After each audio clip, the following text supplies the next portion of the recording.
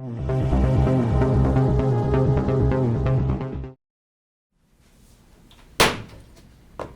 this time, I'll call the April 9th, 2020 meeting to order for Dickson County Commission.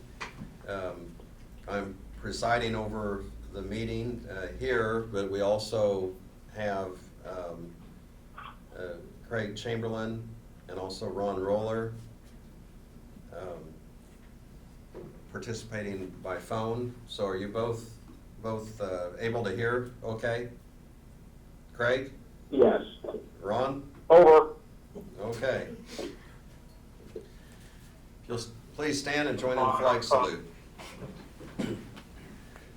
I pledge allegiance to the flag of the United States of America and to the republic for which it stands, one nation, under God, indivisible, with liberty and justice for all.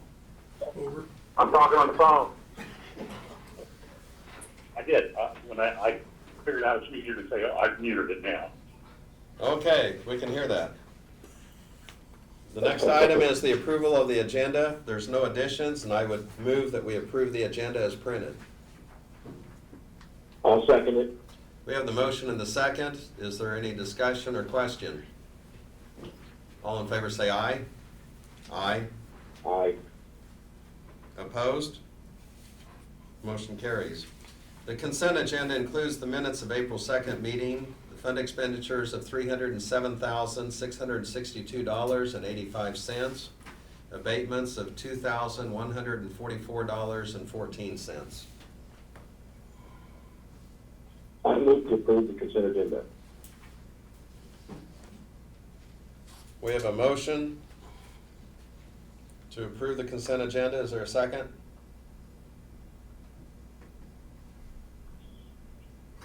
I'll go ahead and second that. Any discussion? All in favor say aye. Aye. Aye. Opposed? Motion carries.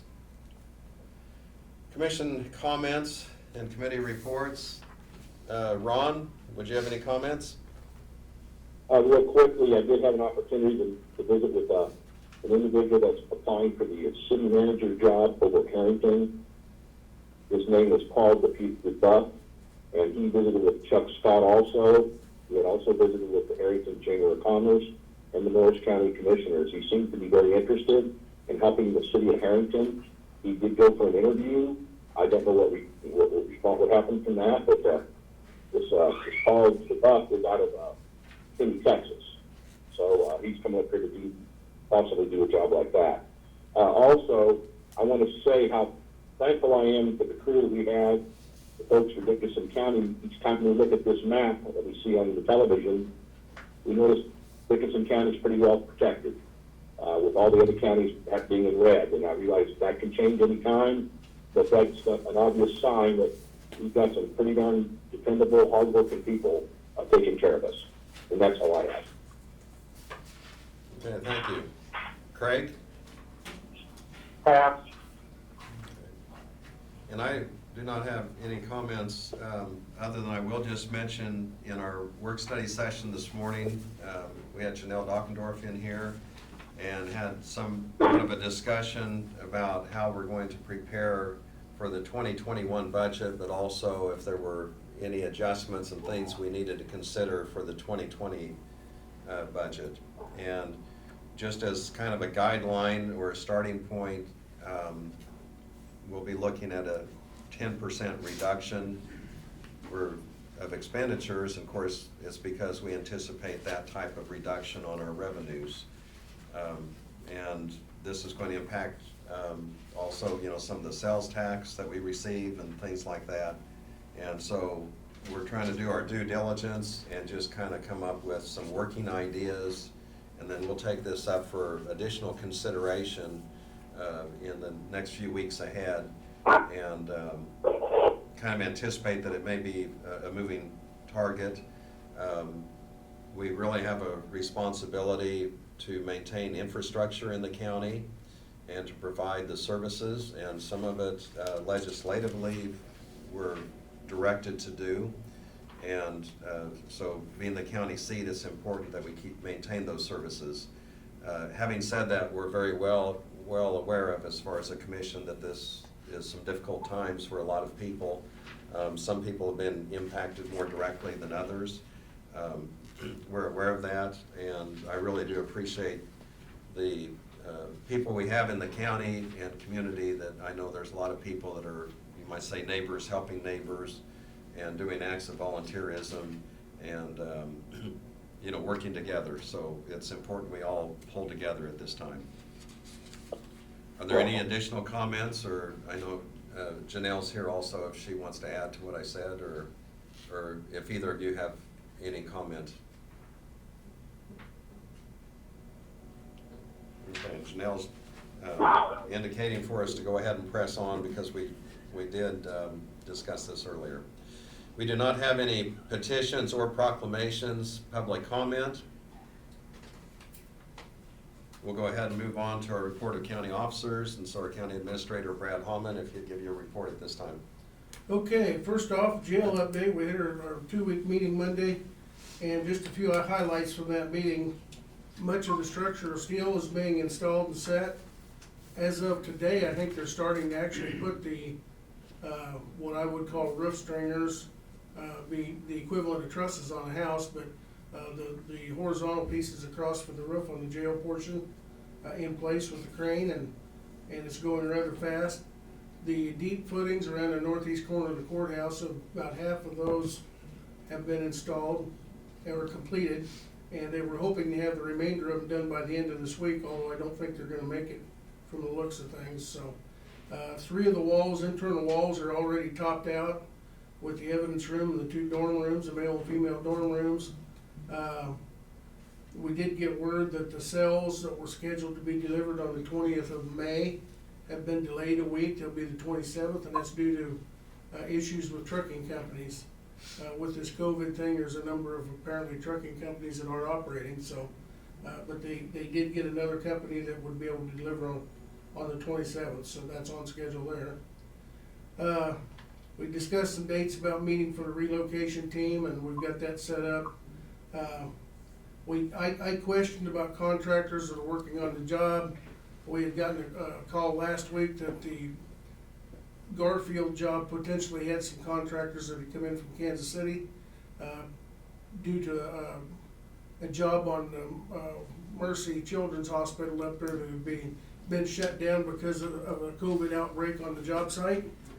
And so it was alleged that one of the companies turned around and sent all their people to Abilene to work, and that was a concern to us. John had reached out to them and made sure that wasn't the case, but we also wanted to make sure that we don't have anybody from a hot county that's working on our job site either, and we do not, so that's a good thing. And our superintendent's well aware of our concerns there. We also were making sure that all the contractors know if they have anybody that's not feeling ill, send them home or don't have them on the job.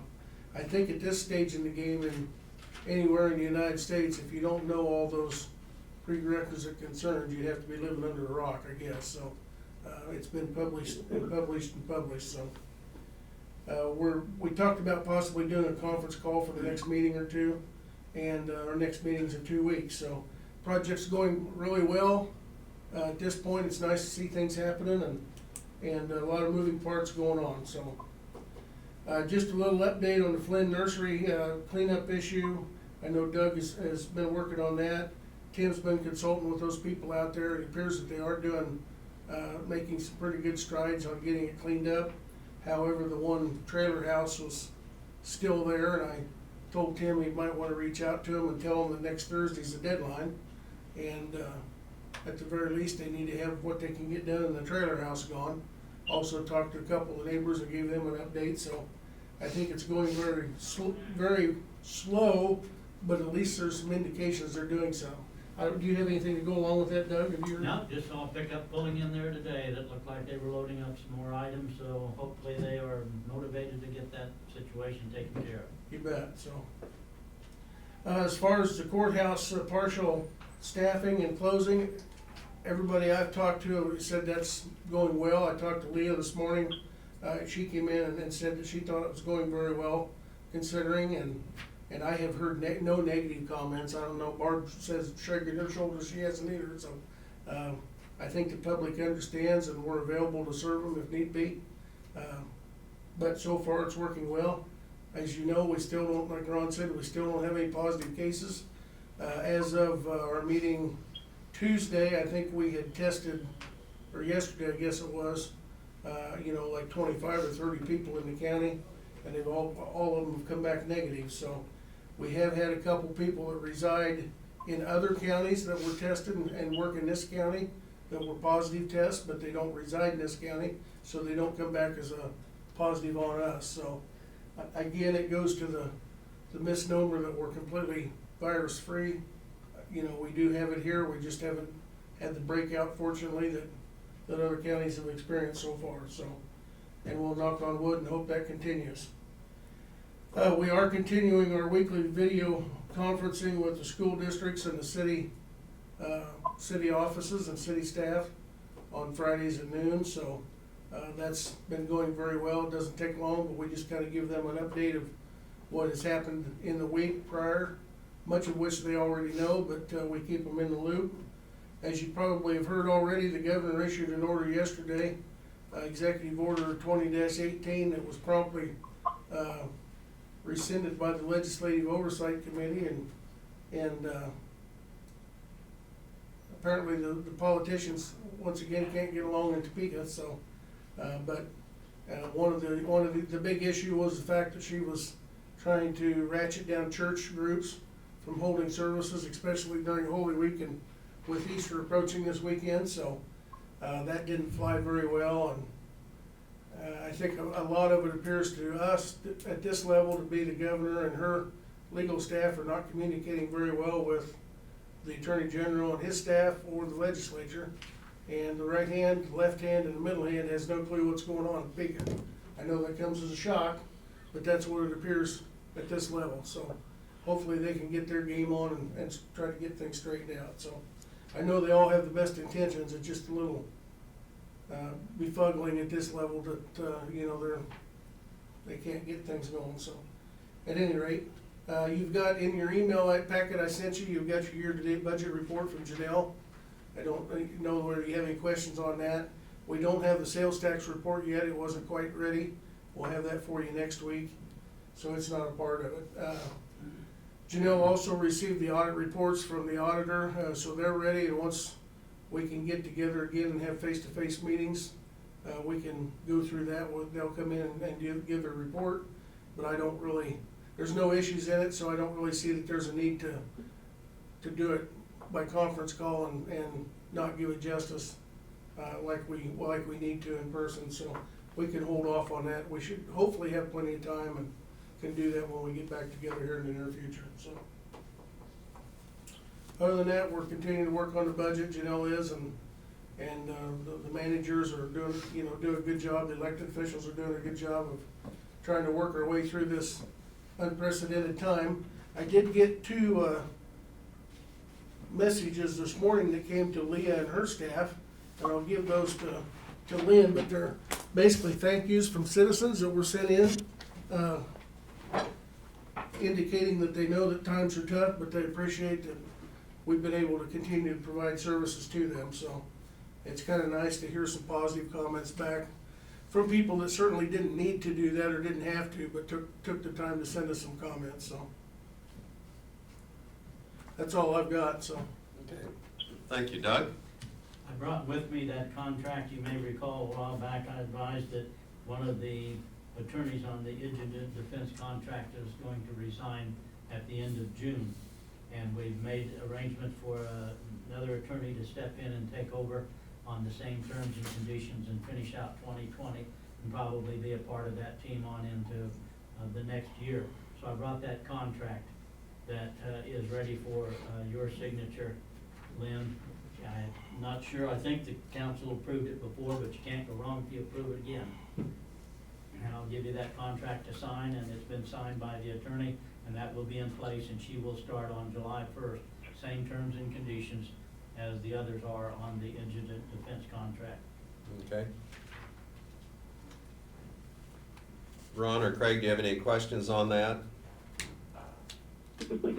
Just following the direction of what Doug mentioned, we would be best to have a motion, and I'd go ahead and accept that at this time, that I'd sign the contract on behalf of the commission for indigent So defense. moved. I'll second it. Got the motion and the second. Any other discussion or comment? All in favor say aye. Aye. Aye. Aye. Opposed? Motion carries. That's all I have. Thank you. Under notices and communications, we have our county news that we received. And then as Brad mentioned, there were a couple of thank you notes. Just said this one to everyone that works for the office, and it was that they were able to get their vehicles registered and get their tags, and then someone else, kind of the same thing. They got the receipt for their tag on Thursday, and they were able to get their plate, and so it sounds like it's something they were able to do by phone, and everything transpired well. And I think, I kind of observed this just around town. It just seems people are a little bit more courteous and appreciative, and I think everyone realizes that, that's not always, that's the best thing to do, but it's a time that we're all working together and doing the best we can. And I know Yes. Brad has had several calls, conference-type calls, and I will mention their notices of communications. I did participate in a call that Governor Kelly had last Friday. She had the Secretary for KDHE, the Secretary of Commerce there, and just went over some of the guidelines and steps that they are doing to try to contain the exposure that people have. She also talked about some of the economic implications. One of the things that she did mention is that people that have businesses, that they, if they're operating and able to operate, that they still have a responsibility to turn over the sales tax collections, because they're really just collecting that. That is not the money of the businesses, and the state has every expectation that those be sent in promptly. And I know they need that for their operating expenses, and kind of along the same lines, it wasn't covered in this particular call, but on property tax, that's something that the state has the guidelines on that, and so the property taxes that are coming due, there's an expectation that those would be paid. The county does not have the ability to have those deferred or pushed back or change the date, and there are a lot of people that are actually taking care of this in advance, just because they know it's there, and they know the money's going to be due, and so we do have some of those revenues coming in on a regular basis already. Any other comments on notices and communications, or anything either of you have heard? Or I don't have share? anything. Okay. We do not have any resolutions today. There's no other business or other business. So I'd entertain a motion to adjourn. I'll second it. Okay. I will consider my statement as the motion to adjourn, and we have the second. Any discussion? All in favor say aye. Aye. Aye. Opposed? Aye. Motion carries. We're adjourned. Thank you, folks.